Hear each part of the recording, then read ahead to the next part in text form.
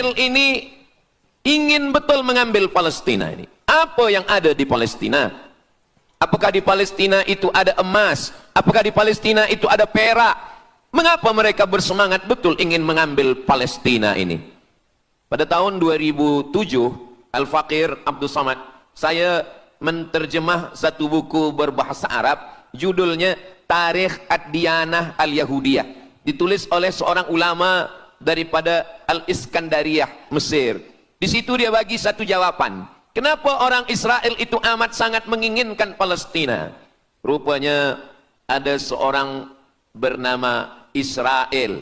Israel maknanya dua. Isra abdun. El bahasa Hebrew language, bahasa Ibrani. El artinya Tuhan. Israel artinya hamba Tuhan. Tapi mereka punya makna yang kedua. Israel artinya al-musari' lillah. Al-musari' lillah, orang yang bergulat, orang yang mengalahkan Tuhan. Rupanya Tuhan pernah kalah. Dan ketika Tuhan kalah, lalu Tuhan memberikan hadiah satu petak tanah. Dan tanah itu adalah tanah Palestina menurut mereka. Jadi mereka meyakini bahwa ketika Tuhan dikalahkan oleh Israel, maka hadiahnya adalah bumi Palestina. Itulah kenapa mereka amat sangat ingin mengambil tanah itu. Tapi kita pula, Palestina bagi kita adalah hijrahnya Nabi Muhammad sallallahu alaihi wasallam yang dituliskan dalam Al-Qur'an. A'udzubillahi minasyaitonir rajim. Subhanalladzi asra bi'abdihi lailan minal masjidil haram ilal masjidil aqsa alladzi barakna haulah. Dulu semasa belajar di Al-Azhar ada satu subjek namanya Al-Milal wan Nihal. Al-Milal maknanya aliran-aliran keagamaan. Wan Nihal agama-agama. Maka salah satu aliran itu disebut dengan Zion. Zion adalah nama satu bukit yang ada di Palestina. Lalu mereka mengambil nama ini sebagai satu gerakan dunia. Dalam bahasa Arabnya disebut dengan As-Sahyuniyah atau Zionis. Mereka ingin mengembalikan Yahudi ke Palestina. Apa yang membuat mereka ingin? Rupa-rupanya mereka meyakini bahwa mereka menunggu-nunggu seorang lelaki. Lelaki itu bernama Mesyah. Dalam bahasa mereka sebut dengan Mesyah. Dalam bahasa Arabnya adalah Al-Masih. Al-Masih diambil dari kata masaha. Masaha artinya disapu. Kita dalam wudhu ada menyapu. Idza qumtum ila shalah, kalau kamu ingin sembahyang, faghsilu wujuhakum, muka dibasuh. Wa aydiyakum ilal marafiq, tangan pun dibasuh hingga ke siku. Tapi kepala dengan telinga tidak dibasuh. Kepala dengan telinga disapu. Wamsahu biru'usikum, disapu. Jadi kenapa dia dikatakan Al-Masih? Kerana dua. Pertama, waktu lahirnya badannya disapu dengan minyak. Yang kedua, setelah dia besar, bila dia tengok orang lumpuh, dia sapu. Orang yang lumpuh boleh tegak berdiri. Bila nampak orang buta, dia sapu. Orang buta boleh menengok. Bila nampak orang mati, dia sapu. Dan orang mati pun boleh tegak berdiri. Dia tunjuk tanah, ya ard umbuti, wahai tanah tumbuh tanaman. Dia tunjuk langit, ya sama imtiri, turunkan hujan. Dia tunjuk orang mati, ya mayyit qum, orang mati tegak berdiri. Maka dia disebut dengan Al-Masih. Tapi Al-Masih ini ada yang original. Itulah dia Al-Masih Isa anak Maryam alaihi salam. Tapi ada Al-Masih satu lagi. Macam Isa. Orang Arab bila ada mangkuk, mereka sebut dengan wi'a. Kalau mangkuk ini emas, mereka katakan al-wi'a az-zahabi, mangkuk emas. Tapi kalau mangkuk ini dari perak, tapi dibalur dengan emas, mereka akan mengatakan al-wi'a al-mudajjal. Dia bukan emas, tapi dia nampak macam emas, maka dia namanya mudajjal. Begitu juga dengan Al-Masih ini. Al-Masih yang betul-betul Al-Masih, dia adalah Al-Masih Isa anak Maryam. Tapi ada yang macam Al-Masih, bentuknya macam Al-Masih, macam mukjizat Al-Masih, tapi dia bukan Al-Masih. Itulah dia Al-Masih Ad-Dajjal. Sebenarnya mereka sedang menunggu Al-Masih Ad-Dajjal. Kita pula sebelum salam, kita minta perlindungan kepada Allah dari Al-Masih Ad-Dajjal. Allahumma inni a'udzubika min azabi jahannam, wa min azabil qabri, wa min fitnatil mahya wal mamat, wa min syarri fitnatil masihid Dajjal. Kita minta tolong pada Allah supaya jauh daripada Dajjal. Mereka menunggu-nunggu Dajjal. Kenapa mereka ingin menunggu Dajjal? Sebab menurut mereka, bila Al-Masih Dajjal ini datang, maka nanti kambing akan berdamai dengan serigala. Semua akan hidup tenang. dan mereka akan menjadi penguasa dunia. Selain daripada Yahudi Israel adalah ghaim. Ghaim adalah keledai tunggangan. Jadi sebenarnya sesiapa saja pun yang bukan Yahudi, dia hanya akan menjadi keledai. Dan mereka ini adalah agama yang juga sebagai suku bangsa, yang juga sebagai sebuah negeri. Kita Islam, agama kita, tapi bangsa kita Melayu. Dan kita tinggal duduk, ada Melayu di Sumatera, ada Melayu di Semenanjung, ada Melayu di Kalimantan, Borneo. Melayu tersebar di beberapa negara. Tapi Yahudi tiga. Yahudi sebagai agama, Yahudi sebagai bangsa, Yahudi sebagai negeri. Mereka ingin mewujudkan ketiga-tiga ini menjadi satu. Kami bangsa Yahudi, kami agama Yahudi, dan kami punya negeri Yahudi. Itulah keinginan mereka. Maka mereka sedang menantikan raja mereka. Raja mereka adalah Al-Masih Ad-Dajjal. Dan Al-Masih Ad-Dajjal ini akan turun kalau syarat-syarat ini mereka penuhi. Kata Syekh Fargallah dalam subjek Al-Milal wan Nihal. Maka yang pertama diminta oleh Al-Masih Ad-Dajjal ini adalah semua Yahudi kembali kepada bumi Israel. Mereka mengatakan itu bumi punya dia dan semua akan kembali. Rupa-rupanya mereka tiada punya negeri. Sama macam nasib orang Kurdi. Kurdi ada di Turki, Kurdi ada di Irak, Kurdi ada di beberapa belahan bumi. Syekh Amin Al-Kurdi, mursyid tarekat Naqsabandiyah di Mesir, orang Kurdi, tapi duduk di Mesir. Syekh Muhammad Said Ramadan Al-Buti, orang Kurdi, tapi duduk di Suriah. Salahuddin Al-Ayyubi, orang Kurdi, tapi dia raja di Mesir.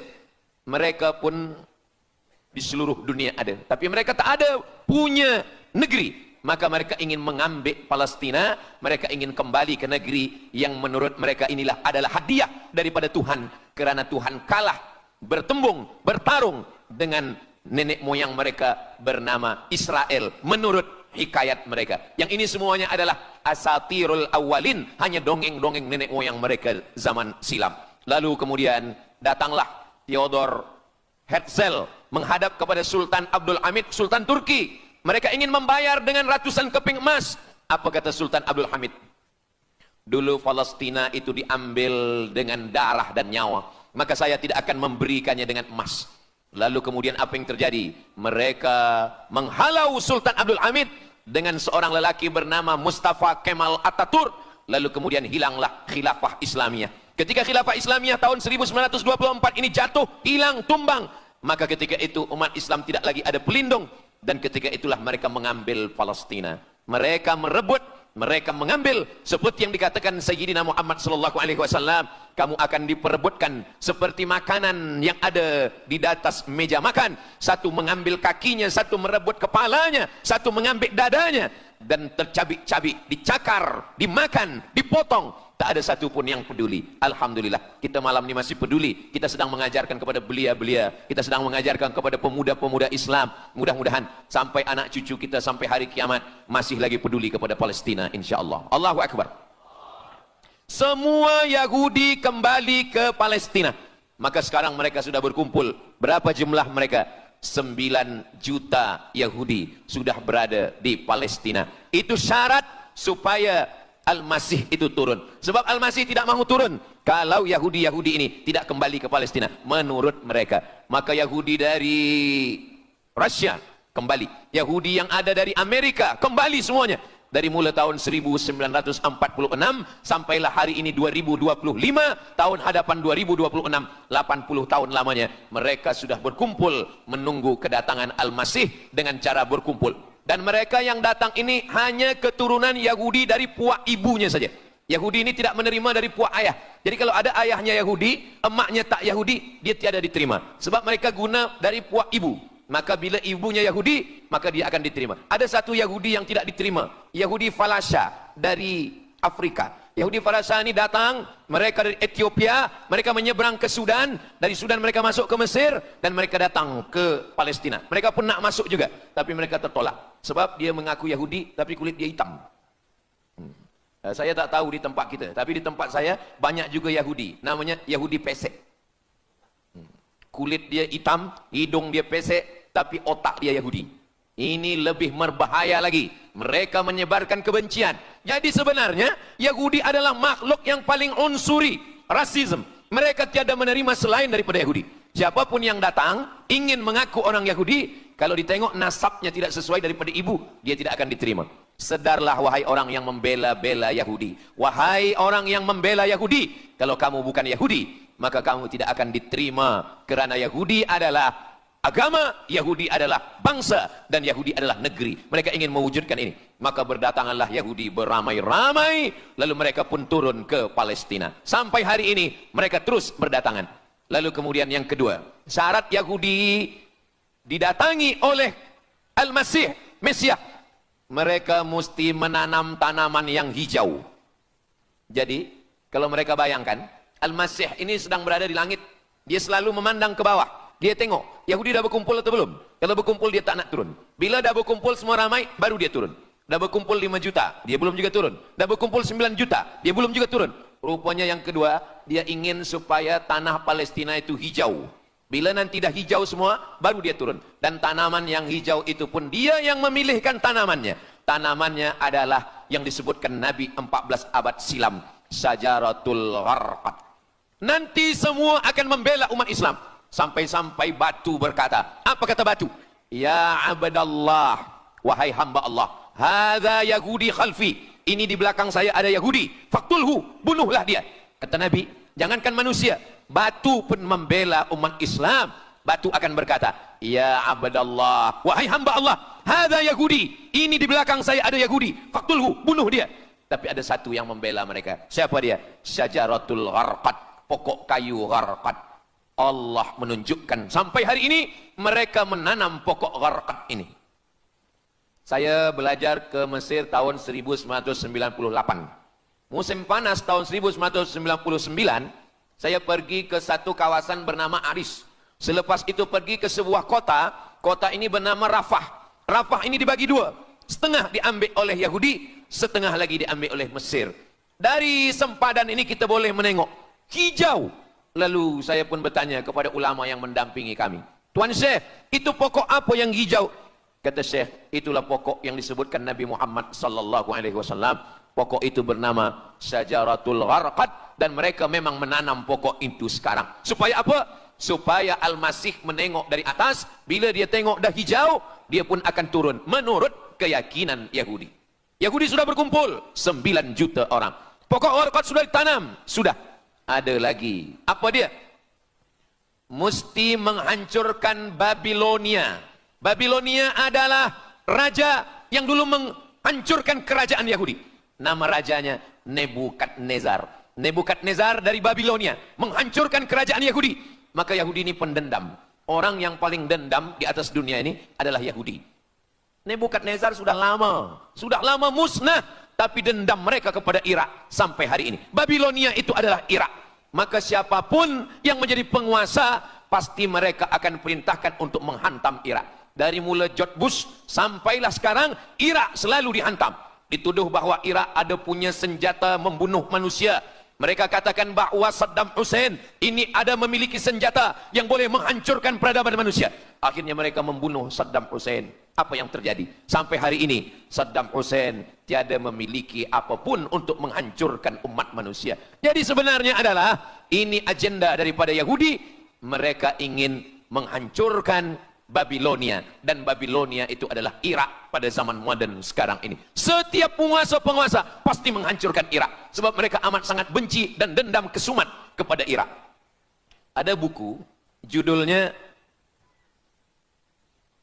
Al-Yahud fi Masr, fi Misr, orang Yahudi di Mesir.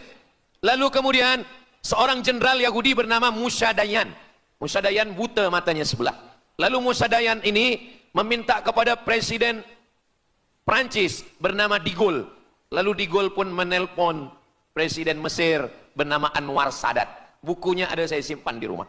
Dia katakan bahwa kepada Anwar Sadat, wahai Tuan Presiden Anwar Sadat, ini mami yang ada di Museum Mesir, Kaherah itu sedang sakit. Jadi untuk menyehatkannya mesti dibawa ke Prancis, ke Paris. Lalu disediakanlah pesawat terbang untuk membawa mami ini. Dulu saya pernah dengar tazkirah Ustaz Azhar Idrus, jangan anak panggil mak mami, sebab mami itu inilah mami Fir'aun. Mami return. Ini mami ini sakit. maka dia mesti disehatkan, ada bakteri, maka dia mesti disehatkan, dibawa ke Paris, Prancis. Akhirnya diterbangkan pada masa Presiden Anwar Sadat. Dibawa ke hospital, sampai di hospital, rupa-rupanya Jenderal Musa Dayan yang buta sebelah sudah menunggu Mami. Begitu Mami Ramses II, Fir'aun sampai, dia terus meninju muka Mami itu. Kenapa? Sebab dia dendam. Inilah yang dulu menghalau nenek moyang dia dari Mesir. Gila. Yahudi ini adalah orang-orang yang gila. Sampai hari ini, mereka punya dendam yang tak berkesudahan. Sampai Mami yang sudah menjadi kering, kita pun menengoknya biasa-biasa saja. Tapi Musa Dayan melampiaskan dendam kesumat dia sampai pada masa Presiden Anwar Sadat. Yang akhirnya Anwar Sadat pun mati terbunuh, ditembak oleh Khalid Islambuli. Begitulah Allah Subhanahu wa Ta'ala menceritakan saksi sejarah supaya umat Islam faham bagaimana pikiran, bagaimana sakit jiwanya orang-orang Yahudi. Mereka sudah berkumpul di Palestina 9 juta. Tanam-tanaman hijau sudah ditanam. Irak sudah dihantam. Hancur lebur Irak. Apa lagi yang mereka lakukan? Tanah-tanah Palestina mesti merah. Tanah Palestina tidak boleh hitam. Tanah Palestina mesti merah. Apa yang membuat tanah Palestina merah? Merah kerana darah budak-budak anak-anak yang tak berdosa dari Palestina. Jadi kalau ada orang yang hari ini terheran-heran, mengapa mereka membunuh budak kecil? Mengapa mereka menjatuhkan bom untuk menghancurkan rumah, membunuh perempuan yang hamil tiada berdosa? Tapi bila orang faham, dia mengerti, sesungguhnya mereka ingin supaya darah anak-anak yang tiada berdosa itu tumpah. Kalau darah itu sudah tumpah, disitulah mereka menantikan supaya Al-Masih, Mesiah itu turun membela. Sebab itu adalah raja di raja mereka. Apa yang terjadi sebenarnya hari ini? Yang terjadi sebenarnya adalah mereka membangun, membina sebuah kerajaan dari khayal, dari fikiran gila. Maka ada seorang yang tidak percaya kepada Allah. Dia atheist, dia tak percaya kepada Tuhan. Namanya Roger Jaroudi. Tapi akhirnya dia dapat hidayah. Dia masuk Islam. Selepas masuk Islam, dia tulis buku bahwa Israel Yahudi mendirikan negara berdasarkan mitologi, berdasarkan khurafat, berdasarkan kisah-kisah bohong, dusta. Tapi mereka percaya dengan dusta itu. Lalu kemudian Roger Jaroudi ditangkap oleh pemerintah Prancis, dimasukkan ke dalam penjara. Bukunya diterjemahkan ke dalam bahasa Arab, diterjemahkan ke dalam bahasa Melayu. Roger Jaroudi, bagaimana orang Yahudi Israel membina kerajaan negara berdasarkan khayal, berdasarkan tipu, berdasarkan dusta, berdasarkan mitologi, berdasarkan asatirul awalin, dongeng-dongeng daripada nenek moyang mereka dulu. Lalu kemudian hari ini kita sudah menengok darah itu sudah tumpah merata-rata di tanah Palestina. Kenapa Al-Masih, Mesiah belum juga turun? Kenapa belum datang juga Mesiah yang mereka tunggu itu? Rupanya ada syarat lagi yang belum. Apa dia? Mereka mesti membina satu yang disebut dengan Haikal Sulaiman, Temple of King Solomon. Mereka meyakini bahwa raja mereka adalah Solomon dan dia ada sebuah kuil yang mereka sebut, mereka tulis bukunya Temple of King Solomon. Di mana letaknya? Letaknya adalah di atas Al-Masjidil Aqsa. Mereka ingin menghancurkan Al-Masjidil Aqsa, diratakan dengan tanah. Nanti mereka akan bina Temple of King Solomon. Selepas itu mereka siapkan satu kerusi singgasana. Selepas itu nanti barulah turun Al-Masih, Mesiah yang dijanjikan menurut mereka. Yang semuanya ini adalah dusta, bohong, tipu daripada Zionis, kerana mereka ingin menguasai dan mereka ingin membuat sebuah negara yang sangat besar, yang negara itu disebut dengan The Great Israelian, Israel Raya. Dia dari 2 sungai. Biasanya orang membuat map itu rahasia. Map biasanya rahasia yang disimpan. Tapi orang Yahudi Israel, mereka buatkan mapnya di dalam bendera mereka. Kita membuat sesuatu yang rahasia kita simpan, tapi mereka membuat satu garis biru di atas, satu lagi garis biru di bawah. Yang di atas itu adalah Sungai Nil di atas, dan yang di bawah itu adalah Sungai Efrat. Sungai Nil di atas, Afrika Utara, Mesir. Sungai Efrat di bawah, Sungai Efrat ada di Irak. Lalu di tengah itu ada bintang segi 6. Apa maknanya? Mereka ingin membina sebuah kerajaan yang luasnya dari Nil hingga ke Efrat. Itulah kenapa ketika mereka membuka embasi di Kairo, ketika Israel membina embasi di Kairo, ini Sungai Nil, ini bagian atas, ini bagian bawah. Kerajaan Mesir membagi embasi Israel tanah di bawah Sungai Nil. Mereka tidak mau. Mereka ingin membina embasi di atas Sungai Nil. Kenapa mereka tidak mau membina embasi di bawah Sungai Nil? Karena menurut mereka di bawah Sungai Nil adalah negeri kami. Orang membina embasi hanya di luar daripada kerajaannya. Jadi sebenarnya menurut pengakuan mereka, Mesir yang ada sekarang, semua yang ada di bawah Nil hingga ke Efrat Irak, itu adalah kerajaan mereka. Yang kalau mereka mewujudkan itu nanti, mereka akan menjadikan semua manusia ini sebagai keledai tunggangan. Alhamdulillah, itu disampaikan oleh Syekh Fargallah. Lalu kemudian kami membacanya, mempelajarinya, beliau bacakan di kelas, dan hari ini saya amat sangat bersenang hati. Tapi kita tetap susah hati dengan Palestina. Saya merasa senang hati sebab saya boleh menyampaikannya kepada para belia pemuda muslimin muslimat yang hadir malam ini. Macam mana suara saya, jelas tak jelas? Jelas. Yang saya sampaikan ini boleh faham? Alhamdulillah. Yang tak faham, nanti faham sendiri insyaAllah. Begitulah Allah Subhanahu wa taala. Saya dulu pernah berjumpa dengan Syekh Muhammad Jibril. Lalu kemudian saya tanya Syekh Muhammad Jibril, "Syekh, kenapa Allah membinasakan kaum Ad, kaum Samud, kaum Madian? Wa ila Samud akhahum Salihah, wa ila Madian akhahum Syuaiba, wa ila Adin akhahum Huda." Madian, Samud, Ad, semuanya musnah. Iram dzatil imad. Iram, hilang semuanya. Tapi kenapa Yahudi ini masih ada sekarang? Kenapa Allah tak musnahkan? Kata Syekh Muhammad Jibril, Allah Maha Kuasa untuk memusnahkan Yahudi, Israel. Senang saja bagi Allah. Innama amruhu idza arada syai'an ayyaqula lahu kun fayakun. Yahudi Israel mati semua rata dengan tanah. Satu jeritan malaikat mati mereka semua. Allah goncangkan bumi, habis mereka ditelan bumi. Ya bunayya, wahai anakku, kalaulah Israel Yahudi ini mati, lalu kamu masuk surga dengan apa, kata dia. Sebenarnya Allah masih menyisakan Yahudi ini supaya kita berjuang. Sekarang ada umat Islam yang amat sangat lemah. Dia bukannya ikut berjuang, tapi melemahkan perjuangan orang. Bila ada umat Islam yang berkumpul beramai-ramai, solidariti tentang Palestina, dia berkata, katanya Allah Maha Kuasa, kenapa Allah tak binasakan? Dulu, arsalna alaihim tayran ababil, datang burung ababil, tarmihim bi'ijaratin min sijil. Mana ababil sekarang? Kenapa Allah tak kirimkan ababil? Saya pun pernah tanyakan ini kepada masyayikh, Syekh, kenapa Allah tak kirimkan ababil? Dulu ketika Abdul Muttalib memegang kunci Ka'bah, masa itu tak ada orang beriman. Abdul Muttalib bersendirian, lalu kemudian dia datang ke Ka'bah, dia letakkan kunci itu. Ya Allah, inna li hadzal baiti rabban yahmih.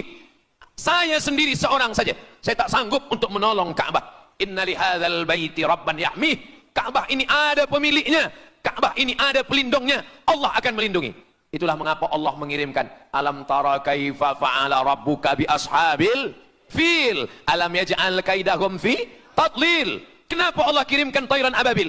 Karena tidak ada orang beriman, hanya Abdul Muttalib sendiri. Tapi sekarang 2 miliar orang beriman yang bersyahadat asyhadu an la ilaha illallah wa asyhadu anna muhammadan rasulullah. Itulah kenapa Allah tidak mengirimkan tayran ababil. Itulah kenapa Allah tidak membuatkan goncangan. Itulah kenapa. Tapi sedikit banyak Allah mulai menurunkan pertolongannya. Kalau sudah datang pertolongan Allah Subhanahu wa taala, idza jaa nasrullah, kalau sudah datang pertolongan Allah, idza jaa nasrullah wal fath, kemenangan. Wa ra'aitan nasa yadkhuluna fi dinillahi afwaja. Insyaallah, alaysa subuhu biqarib. Subuh tak lama lagi. Pertolongan Allah pasti datang. Nasrum minallah wa fathun qarib. Hasbunallah wa ni'mal wakil. Ni'mal maula wa ni'man nasir. Wala haula